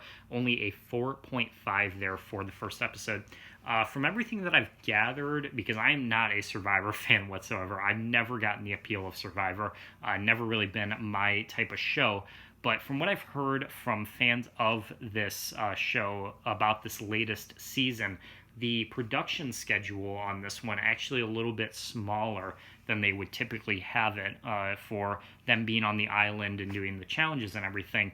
Usually they'd have like 35 to 40 days to produce, and it would be, the season would take place over that time that they would show everything. But this season, it's cut in almost half. It's only like 20 to 25 days. And my theory, which take this with a grain of salt, because this is not based on any, articles or anything, this is just pure speculation, is it had something to do with COVID possibly. Maybe that they, were on a particular island with certain ordinances or certain laws in place about COVID, that they couldn't stay there with, a big group of people. They had to do it in, X amount of time, which is probably smaller than they were anticipating. So maybe something like that, was the reasoning behind why they had to, trim the production a little bit. But for whatever reason, they had to do so. The audience not a fan of that whatsoever there, with some of the lowest season premieres that they've ever had in the history of the show there, unfortunately. But again, in terms of its mainstream appeal, it's Survivor. It's been on for 20 years now. This is season like 41 or something like that. So it's not going anywhere. Trust me, it is not going anywhere. For Fox here, we had The Masked Singer here, 4.73. Not a terrible start. IMDb score was fairly average, 6.9 there. It's actually about, on par with where it is in previous seasons there, so nothing too major changing there for this particular year. Their follow-up at 9 here was this Alter Ego. At the time, we did not know anything about this show. It didn't have a Wikipedia page. It didn't have any articles about it. It was a complete wild card in terms of if it was going to be good or not, if it was going to be popular, what it was about. Was it a drama? Was it a reality show? We didn't know anything until just a few weeks ago. But it's actually pretty similar to The Masked Singer, so it was a good move putting those two together, of course, on the schedule. But the gimmick of Alter Ego, in my opinion at least, is way stupider, way more over the top, and just really, really, really bonkers. The Masked Singer, of course, the two kind of things about it that make it kind of fun to watch are the costumes, the very elaborate, costumes usually based on like a creature or animal or something, very detailed, which are always fun to see the celebrities premiere. And then, of course, the celebrities, they always have that rotating lineup as well. So it's fun to see who, is performing that year. And of course, they're all hidden identities, so they only get revealed when they perform and when they end up getting eliminated. So it's interesting to see, who gets out first before others there. But on Alter Ego, a lot of that is missing from this show, which makes The Masked Singer so fun to watch. Because by comparison, it's just regular people, like, your standard music, singing show like The Voice or something like that, not celebrities. And then instead of costumes, they have the Alter Ego, quote unquote, as they call it, are these holograms that they project while the performer is doing their set, their song, and it's a avatar or some sort of character that's supposed to represent them in some way, very similar to like an e-boy or an e-girl, if you will. And the judges of the show are not necessarily judging based on the performance of the contestants, but instead the performance of the fucking hologram that the contestants use while they perform. So I don't know about you, but that sounds awful. That sounds like an awful idea for a show. The only reason I think it got approved and it got greenlit was because it sounded similar enough. It had enough kind of commonalities with The Masked Singer to make it appealing in some way. But I don't know. To me, that sounds horrible to watch. So as a result, 2.93, a pretty steep drop off from where The Masked Singer was, but actually on par about with Home Economics, actually a bit better than that. So take notes, ABC. Maybe get Topher Grace a goddamn hologram if you want your ratings up. On IMDb here in the 6s as well, 6.2 for this episode and 6.3 for the for the next one rather. So about on par with where The Masked Singer is there. And then the overall score on IMDb 4.1, which is really low. But again, what do you expect? It's fucking holograms and e-boys on a singing competition. The one thing that's interesting about those two also that I want to mention is in the summer, in like late August, early September, they had a summer preview for the upcoming season of The Masked Singer, where they also previewed a little bit of this new show, Alter Ego. And if you look on IMDb for that particular special or episode, whatever you want to call it, that has, and I shit you not, a 2.0 out of 10 on IMDb. That is lower than any episode of either one of these shows. Probably one of the lowest scores I've ever seen, period, on IMDb. And that was for like the upcoming, preview of this show. So I don't know how the hell Fox was, what they were thinking by doing that, because fans were not happy at all about this change for this Alter Ego show or for The Masked Singer. But thankfully, it didn't look like a lot of people watched it, because it's just a little throwaway thing they did in the summer there. But still, a 2.0 on IMDb, that is shocking to me. That is very surprising. So Fox going forward there, it's The Masked Singer and these, reality shows. They're usually pretty stable. Again, these are a bit more cheap to produce than, say, like a big drama like the Chicagos or something. So I don't think they're going to go anywhere anytime soon. They can hold their own against the competition there.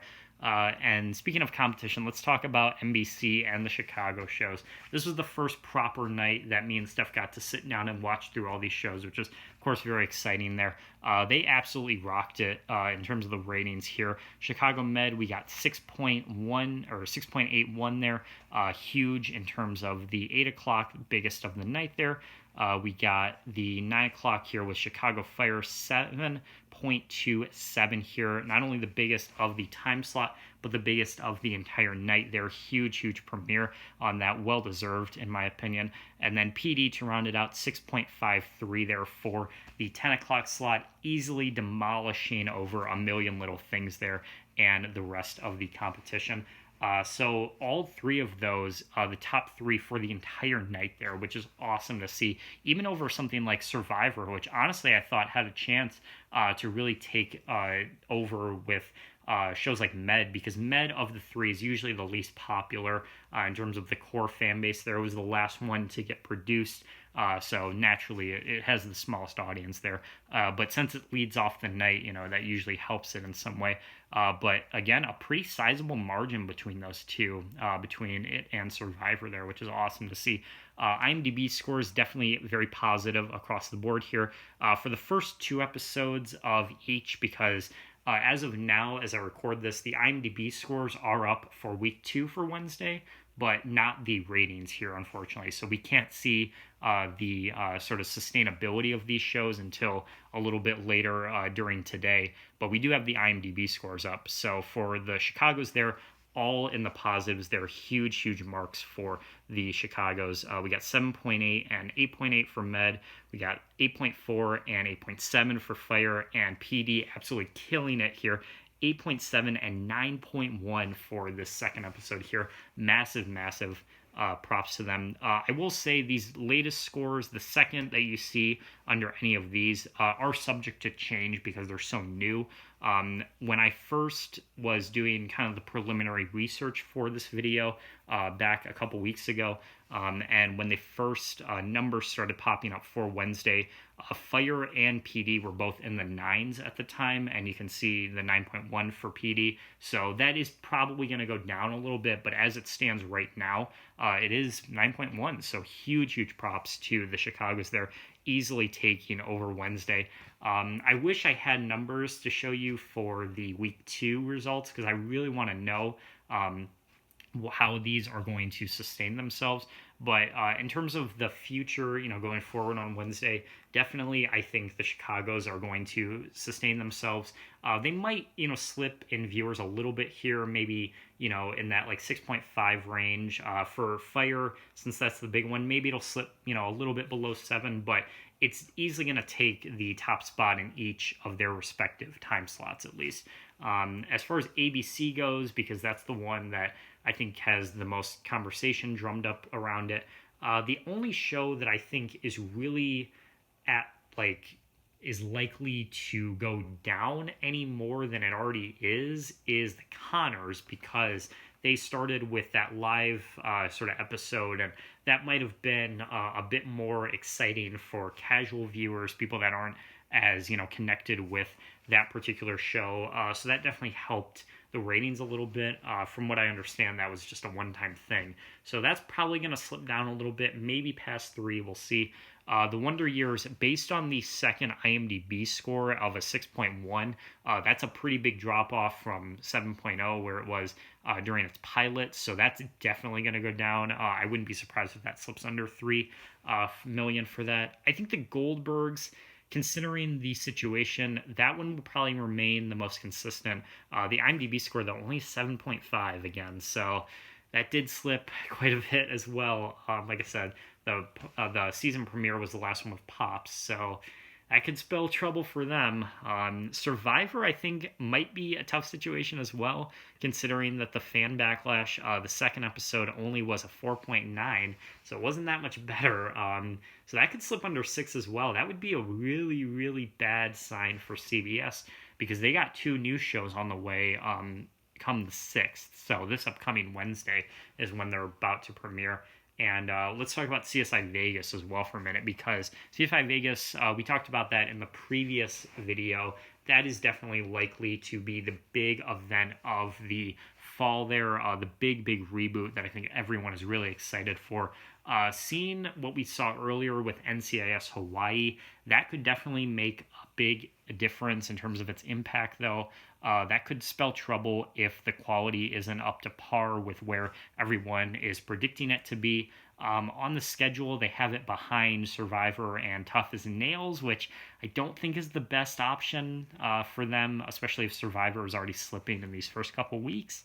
But considering that it is such a hyped up show, and it's bringing back some of the original cast, and it's got a good amount of marketing behind it, there's enough positives I think about it to outweigh any concerns or any negatives surrounding it as well. There in its time slot, it's got PD and A Million Little Things. Obviously, A Million Little Things is obviously going to just fizzle out by then. There's already a good amount of projections for the spring in terms of the renewal or cancellation likelihood for some of these shows, and A Million Little Things is definitely on the chopping block, considering its premiere was just over 2 million, which is not sustainable for a drama like that. Going up against PD is definitely going to be interesting. We'll see quality-wise if PD can sustain itself, because I think that's going to be the ultimatum of these two. I think if PD can sustain in the high 8s, low 9s like that, that's going to make a big difference in terms of the ratings, because that those small little margins like that can make a big difference in the long run. So if CSI Vegas premieres with, say, in that 6.5 range, but they have negative scores like Hawaii, that could spell trouble for them going forward. But if they have sustainable, if it's in the 8s and the mid 8s or high 8s on IMDb, it's going to be a really competitive slot, and those two definitely going to be interesting to see play out. So overall, definitely a very competitive lineup here. Like I said, aside from ABC, really is the only one that doesn't really stand a chance, unfortunately. But yeah, Wednesday, lots of fun to talk about, because these sorts of, like I said, the margins here and all the different factors leading into these shows, these ones definitely have the most to discuss in terms of like their overall role within TV nowadays, with like the Wonder Years and the nature of reboots and the nature of sitcoms kind of on the decline, like we were talking about earlier here. Again, all of these kind of the lowest in their respective time slots there. So it's going to be very interesting to see how this all plays out. I will definitely be checking in a little bit later after this goes live to see if any of the ratings for week 2 have been posted yet, and we'll see kind of an update on that a little bit later there. All right, as we finish out here, we're almost through with this episode. Let's talk about the Thursday lineup with the Law & Orders here.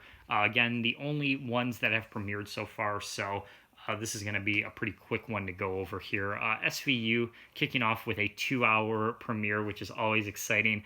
A huge start here as well. 5.56 here for its first episode, which is awesome to see.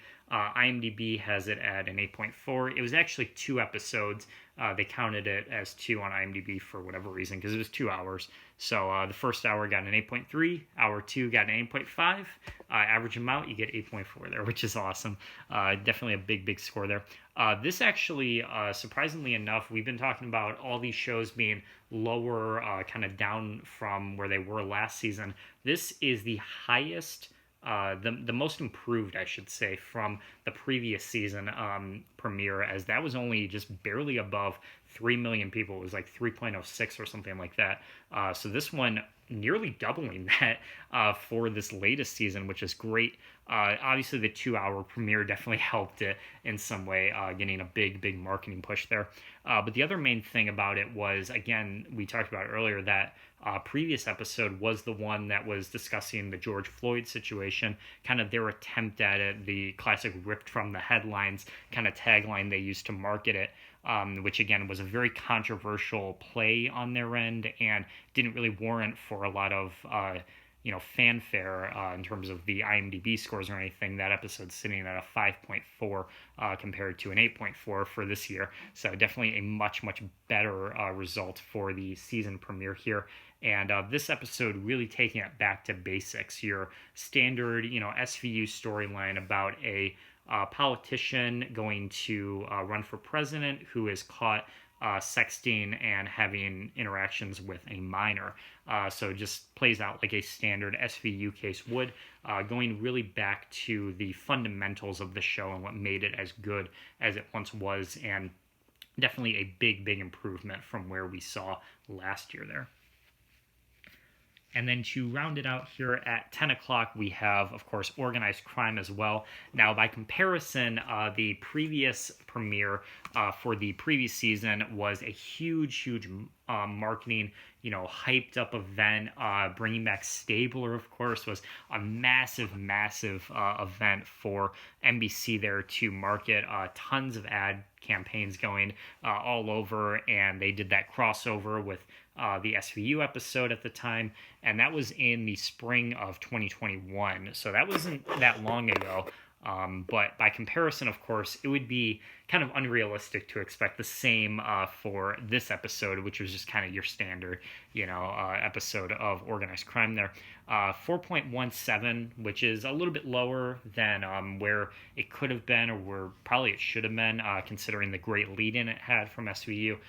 The one thing about Organized Crime, I will say, as a Law & Order fan, is it does not feel like a Law & Order show. It does not have that structure of crime, investigation, interrogation, and the courtroom, proceedings.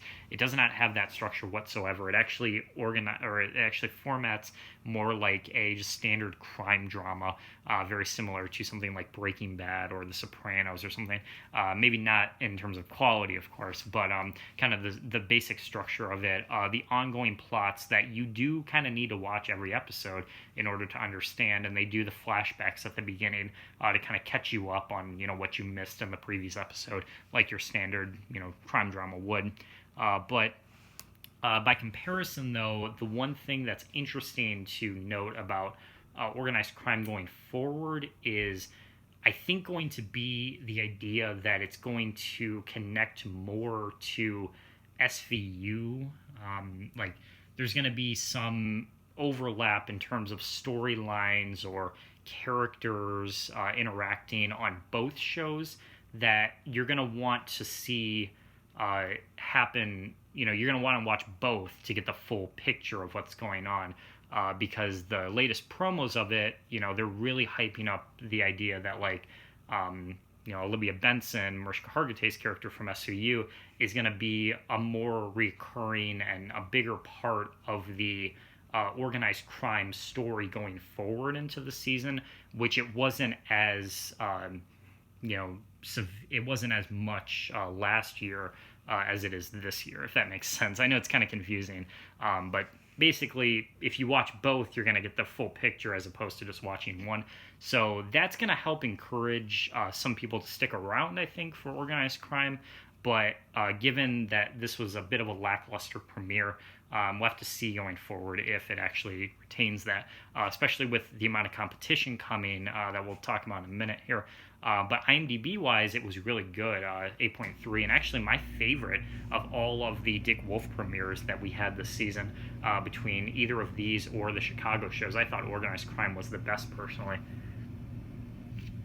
So where does that go from here in terms of where the Thursday night is going to bring us in the next couple of weeks?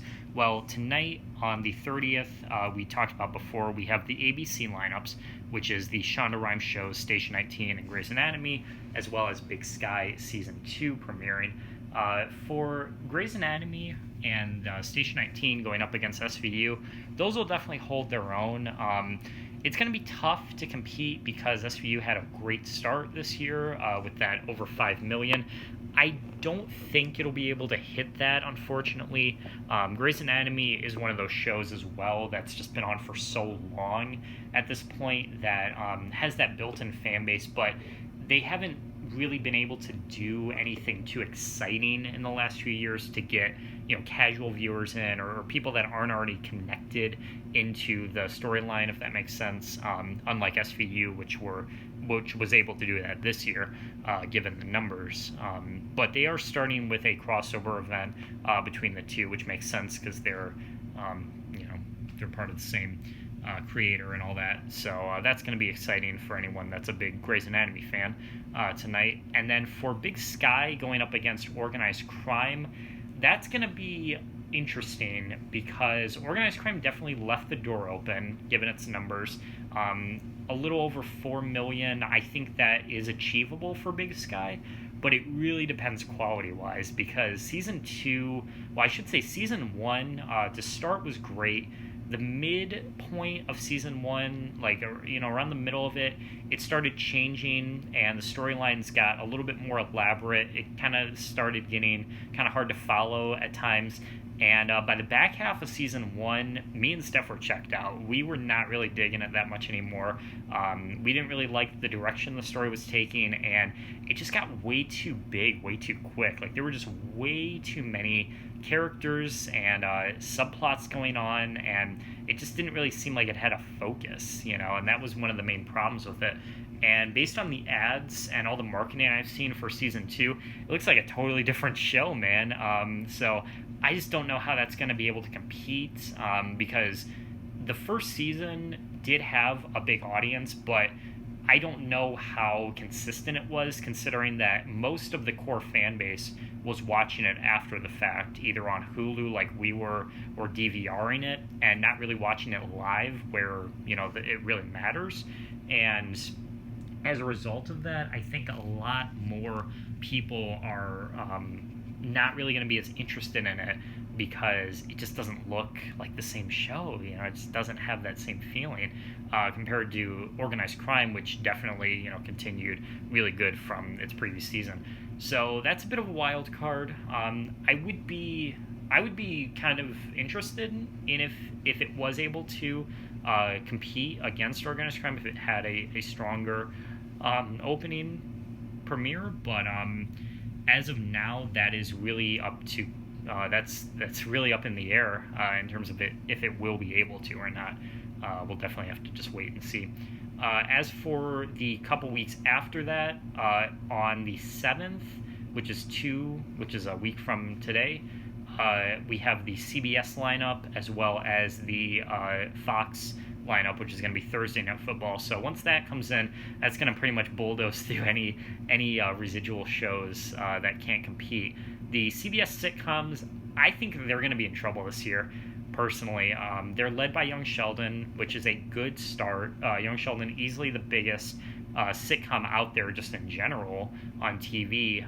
But unfortunately for it, this is season 5. It's going to be off to a tricky start in just getting an audience because last year, come spring, spring 2021, when they released the ratings for the final, the overall ratings for the year, with every show ranked from top to bottom. That was the first time where Young Sheldon was not in the top 10, and it was the first time a sitcom was not in the top 10, because Young Sheldon was the highest rated sitcom. And it was only like number 12 or something like that. So because of that, and because of the declined quality as well, a lot of people like Mike, who were once huge fans of Young Sheldon, have completely checked out of the show, haven't even given it a second thought at this point.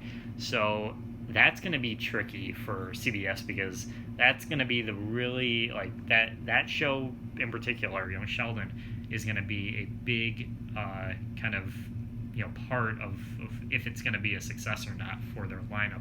And I think once Thursday Night Football comes in, if SCU can hold its place, even if the Grey's Anatomy can hold their place, they're going to have trouble competing with all that.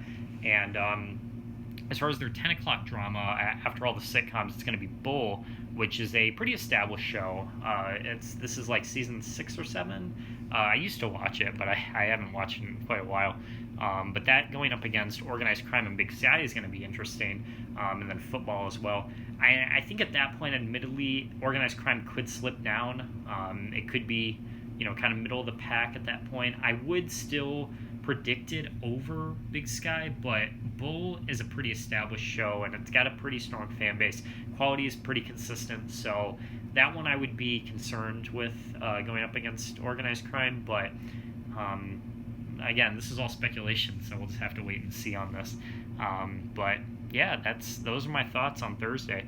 Man, this went way longer than I thought. So sorry if this was a little bit more scatterbrained than some of my typical podcasts. I just had a lot of different talking points that I wanted to get out there. So it was a little bit all over the place, but yeah, this was definitely a lot of fun to go over. I'm definitely curious, again, what you guys think of all of these different ratings and what you guys have to say on all these shows. Again, if you saw any of the premieres, please let me know what you thought of the episodes in particular, if you agree or disagree with any of the IMDb ratings in particular there. With that, if you guys want me to do some updates on these, maybe going through week to week, we can implement that as kind of a segment in the podcast going forward. I would love to do that. If we get any of the other premieres, in the next few weeks throughout October, we'll definitely be reporting on those and kind of seeing if any of these shows now can sustain themselves going forward.